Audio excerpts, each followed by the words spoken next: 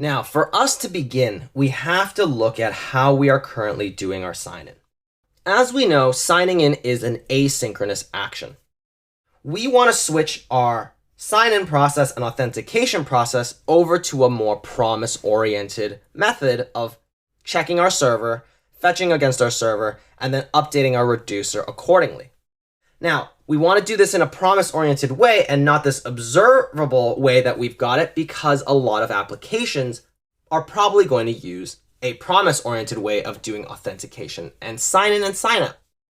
So the best way that we can tackle this is we need to figure out what of those three methods of fetching and then succeeding and then failing we need to do with our existing sign-in flow.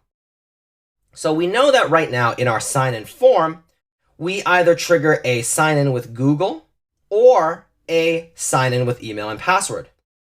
So these are both different methods that we need to call. So we can evaluate that we probably need to create two separate sign-in success, sign-in start, and sign-in failure action types.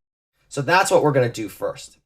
If we see that there's overlap, we can of course refactor after. But the first thing that we need to do is we are going to make a Google sign-in start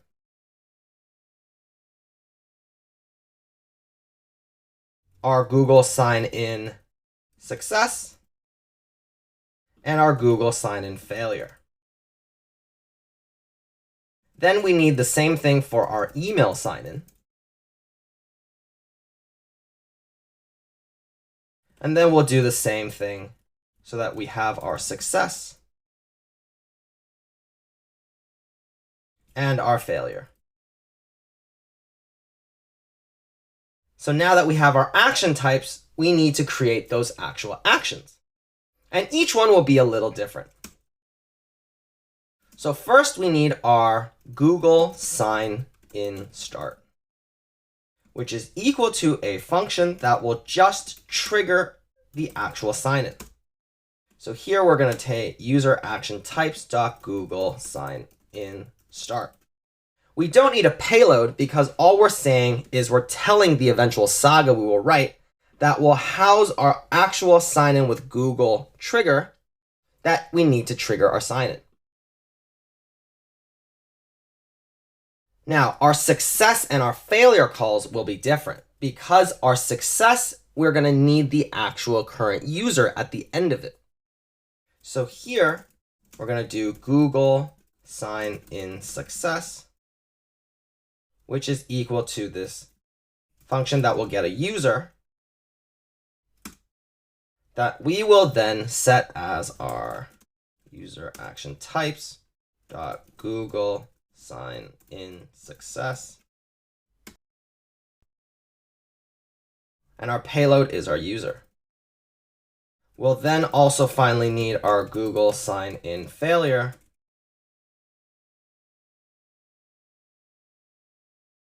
which will get our error if anything goes wrong. And we will say Google sign-in failure, where the payload goes to our error. Now, we're going to need the same actions, except we're going to need them to be email. So here we can just set this to email, except our type here needs to be capitalized.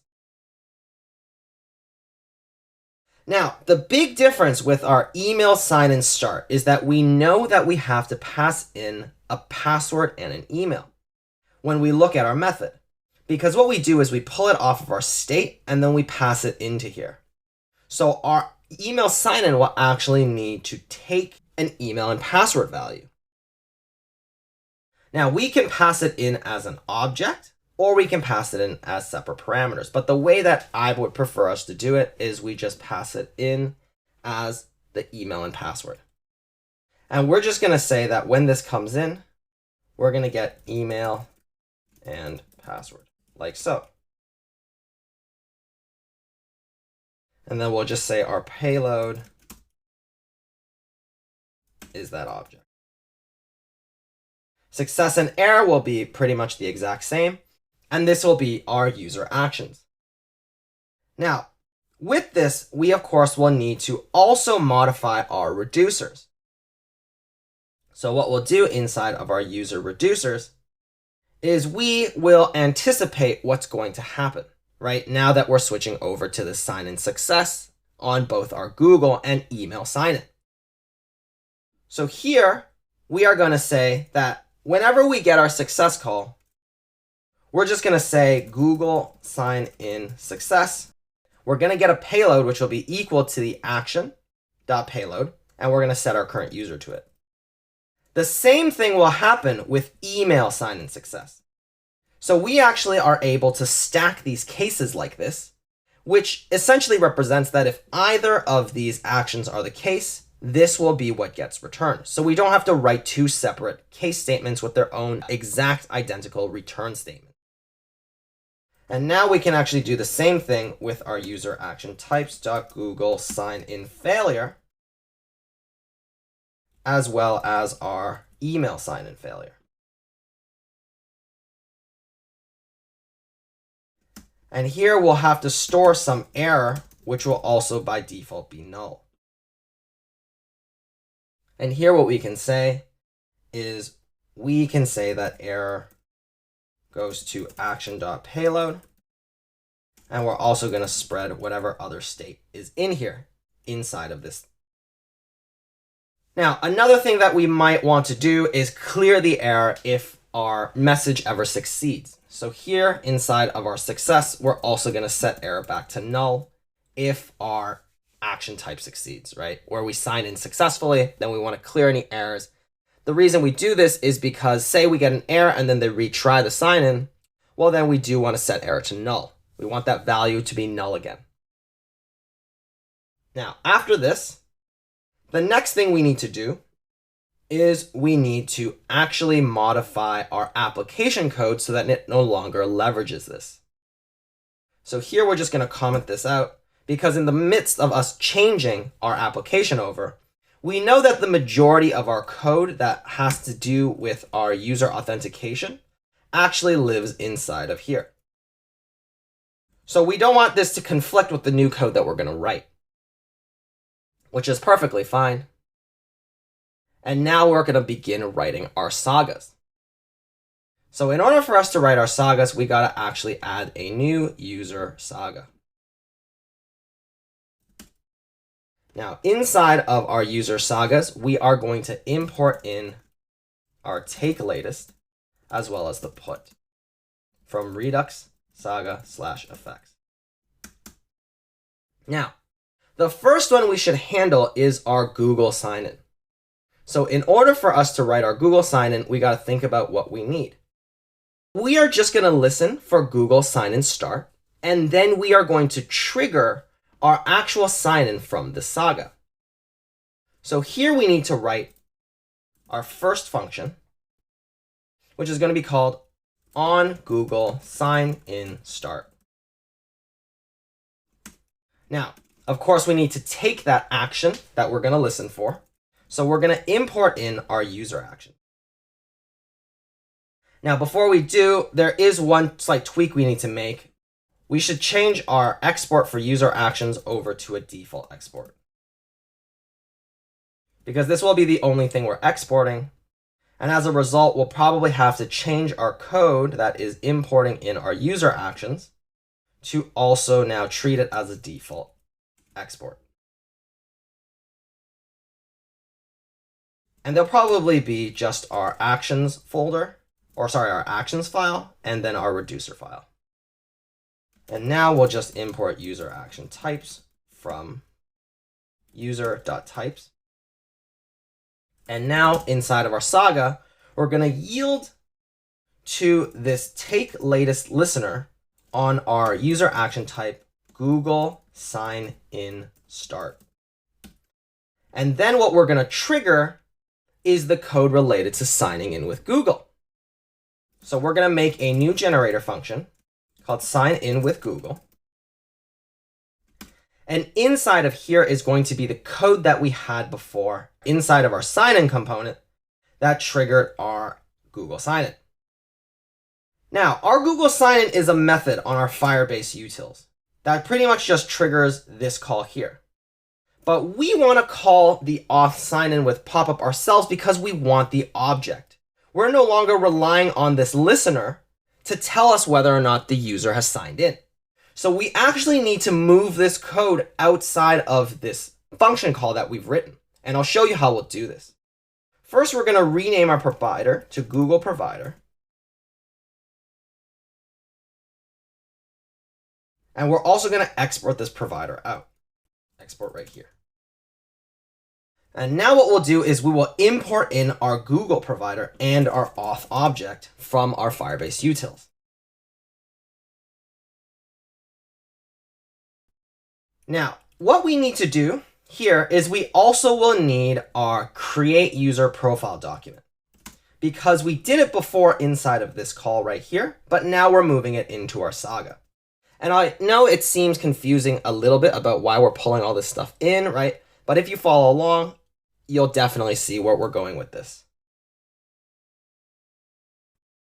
Now that we have what we need, we actually need to do our sign-in. So what we'll do is we will wrap our attempt at our API call in a try block. As you remember, any code that we write with an API has a chance to fail. So we need to be sure that we can catch the error. So inside of our try catch, this will handle how we get our errors. The first thing we're going to do is we know what we'll get back is a user ref, right? So let's just make sure that we're getting the right thing first. So we're going to say const user ref equals yield auth.signin with popup, which is the same method that we were running here. And then we're just going to pass in our Google provider.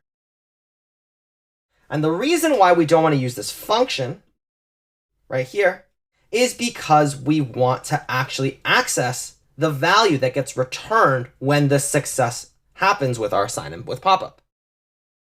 We're going to set it to this user ref, and then we're going to console log out our user ref. Now, the thing that we got to do in order for this to work is we are going to also have to export out our main Saga and then put it inside of our root Saga so that our application listens for it. So we're going to take that same pattern that we did with our root Saga, but make a user Saga as well, because we know we're going to need multiple Sagas. So we can import in all and call, and we will export out a Saga called user Sagas. And this Saga will pretty much just be us instantiating all of our other Sagas that we need to call. So here we're going to do our on Google sign-in start. And then we're going to bring this into our root Saga.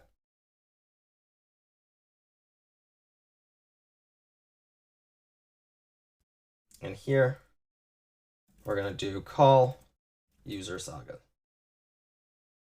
And now we have to also make sure that we are triggering on Google sign-in start whenever our button gets clicked.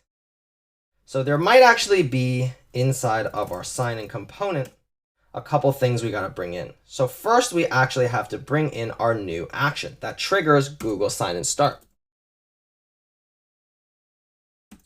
From our user actions. And now what we have to do is we will have to connect this in a dispatch. So we'll need our connect as well. We'll need our map dispatch to props.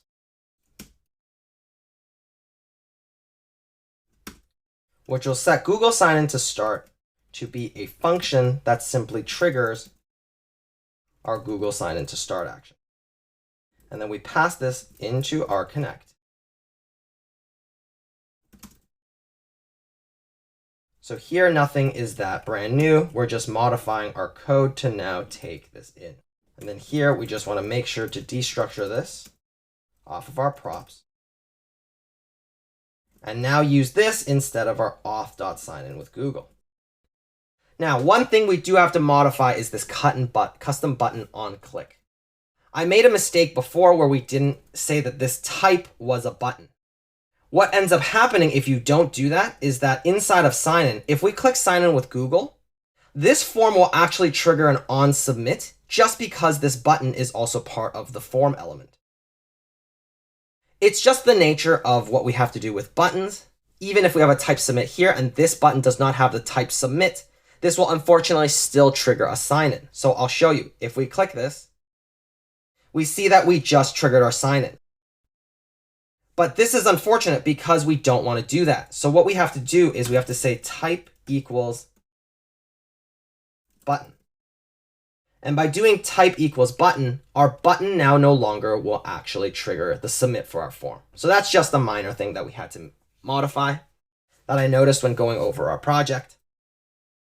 But now that we have our custom button back in and our Google sign-in start, we do see that what ends up happening is we trigger our Google sign-in start.